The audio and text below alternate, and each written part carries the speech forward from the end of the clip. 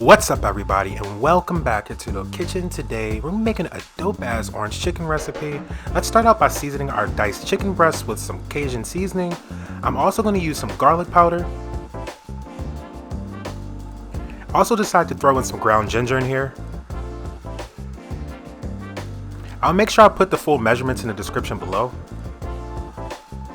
Also, you guys know I love my heat. I'm going to add some crushed red chili flakes in there. And I'm just going to take the time to mix this up really well. I want to incorporate all the seasonings nicely. You guys know the deal.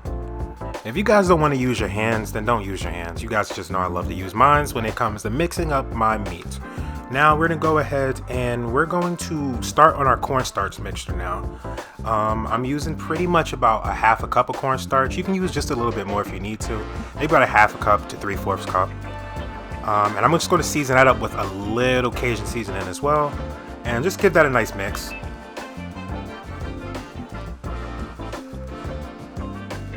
Now let's just go ahead and throw our chicken in there. It's pretty self-explanatory. If you don't want to use cornstarch, you can use maybe flour, but I just really like the texture that cornstarch provides when it comes to doing like these sort of takeout glazed chicken sort of recipes.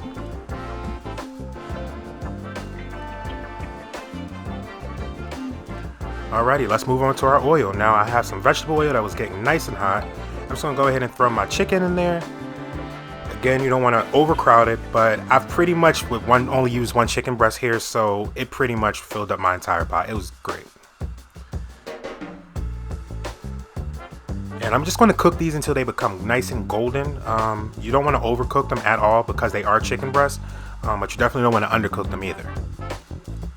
After they're nice and golden, you can just go ahead and remove them from the fryer. I'm using a bowl and paper towel method, but if you want to use like a cooling rack or something else, that's perfectly fine. Next, I'm using 3 tablespoons of vegetable oil here, and I'm going to go ahead and add some garlic paste. If you don't have garlic paste, please use minced garlic. Use about a tablespoon of that. Also, do not let it burn. And I just threw in a 1/4 cup of soy sauce for this. You could use maybe a light soy sauce if you want. You don't necessarily have to use a dark soy sauce. Now I'm just going to also add in a tablespoon of oyster sauce and also a tablespoon of Hoisin sauce. You guys know I love my oyster and Hoisin sauce. Just go ahead and give that a nice mix. Incorporate everything well. The oil, the soy sauce, everything. Now we're just going to use some Smucker's orange marmalade, and I'm using 4 tablespoons of this, or about a little over a 1/4 cup.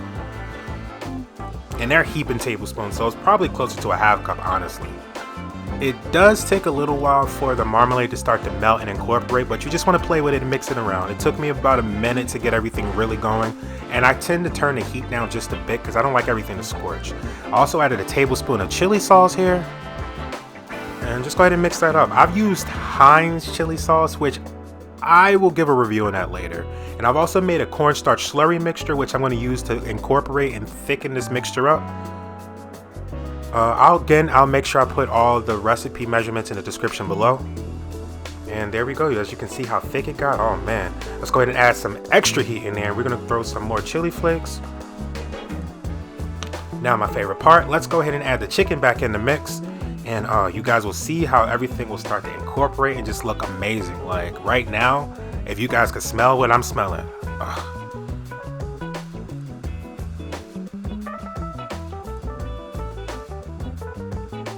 Alright, and we have orange chicken. Go ahead and plate that on some rice, maybe eat it by itself, put it in a wrap, I don't really know. Do what you do, and I'm going to go ahead and garnish it with some green onions here.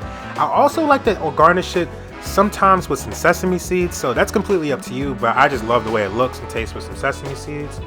Go ahead and give that a taste and let me know what you think. Damn.